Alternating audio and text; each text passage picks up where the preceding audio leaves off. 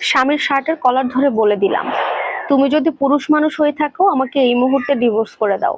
তোমার মতো লোকের সাথে আমি আর সংসার অন্তত করব না। আমার হাজবেন্ড বলল, আমাকে একটা কাগজ কলম এনে দাও, আমি সই করে দিই, তোমাকে ডিভোর্স করে দিচ্ছি। ওর কথাতে একটা কাগজ আর একটা কলম ওর হাতে দিলাম। আমার হাজবেন্ড বেশ কিছু সময় সেখানেই লিখলো, লিখার পরে কাগজটা আমার হাতে ধরিয়ে দিয়ে বলল, এই নাও, এটা তোমার ডিভোর্সের কাগজ। তারপরে আমি ব্যাগ গুছিয়ে আমার সন্তানকে কোলে নিয়ে বাবার বাড়িতে আসলাম। বাবার বাড়িতে এসে মাত্র 2 দিন পার হওয়ার পরেই আমার সবকিছু এলোমেলো হয়ে গেছে। কারণ আমি আমার হাজবেন্ডকে অনেক বেশি ভালোবাসি, কিন্তু একটাই সমস্যা, আমার রাগ অনেক বেশি। আমার যখন রাগ হয়ে যেত, আমি আমার হাজবেন্ডকে কি বলতাম কি করতাম আমার কোনো কিছু মাথায় থাকতো না। এবারও রাগের বশে ডিভোর্স নিয়ে এসেছি, কিন্তু আমি তো আমার হাজবেন্ডকে ছাড়া থাকতে পারবো না। আমি ওর কাছ থেকে কখনো ডিভোর্স চাইনি, আমি কখনো চাইনি আমাদের সম্পর্কটা নষ্ট হোক, কিন্তু আমাদের ডিভোর্স হয়ে গেছে। আমি নিজের ভুলটা বুঝতে পেরে বারবার ওকে ফোন দিতে থাকি, কিন্তু আমার হাজবেন্ড আমার ফোন রিসিভ না। এতগুলো মেসেজ করেছি, একটা মেসেজেরও রিপ্লাই সে দেয়নি।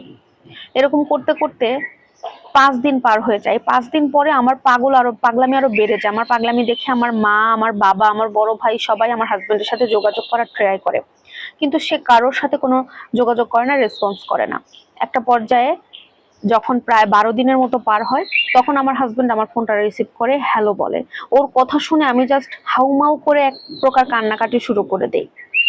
কিন্তু আমার হাজবেন্ড ওপাশ থেকে বলে, তোমার নেকা কান্না শোনার জন্য তো ফোন রিসিভ করিনি, এতবার ফোন করেছো, যদি জরুরি কিছু বলার থাকে তাহলে আমাকে এক্ষুনি বলো। তখন ওকে অনেক আকুতি মিনতি করে বুঝিয়ে বললাম, দেখো আমার ভুল হয়ে গেছে, আমি তো তোমাকে ছাড়া থাকতে পারছি না, আমি এই ডিভোর্স চাই না, আমি তোমার সাথে সংসার করতে চাই, আমি কখনো আর এমন ভুল করব না। আমার ছেলেটা কান্না করছে, তোমাকে ছাড়া থাকতে পারবে না।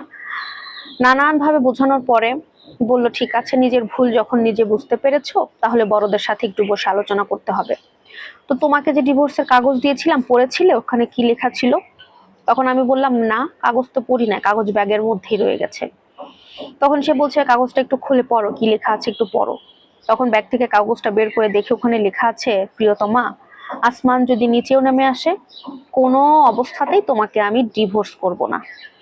এই লেখাটা দেখে আমি অঝরে কান্না করছিলাম, এটা ভেবে যে মানুষটা আমাকে এত ভালোবাসে অথচ আমি তার মূল্য দিতে পারিনি। আমাদের ডিভোর্স হয়নি, সে আমাকে ডিভোর্স দেয়নি। ওই মুহূর্তে আমি খুশিতে অভিমান করে ফেললাম। তখন আমার হাজবেন্ড আদর সোহাগ করে আমার অভিমান ভাঙালেন। এক পর্যায়ে সে আমার বাবার বাড়িতে আসলো। আমরা 3 দিনের মতো আমার বাবার বাড়িতে ছিলাম। তারপরে আমরা আবার শ্বশুর বাড়িতে ব্যাক করি। আলহামদুলিল্লাহ, আমাদের এখন প্রায় 5টা বছর সংসার জীবন অতিবাহিত হয়েছে। ঝগড়া হয় না বলবো না, ঝগড়া হয়, টুকিটাকি কথা কাটাকাটি হয়, কিন্তু আমাদের মধ্যে ভালোবাসা আর কখনো কমেনি। এই ভুল বোঝাবুঝিটা আর কখনো হয়নি। আপনারা সবাই আমাদের জন্য দোয়া করবেন। আল্লাহ হাফেজ।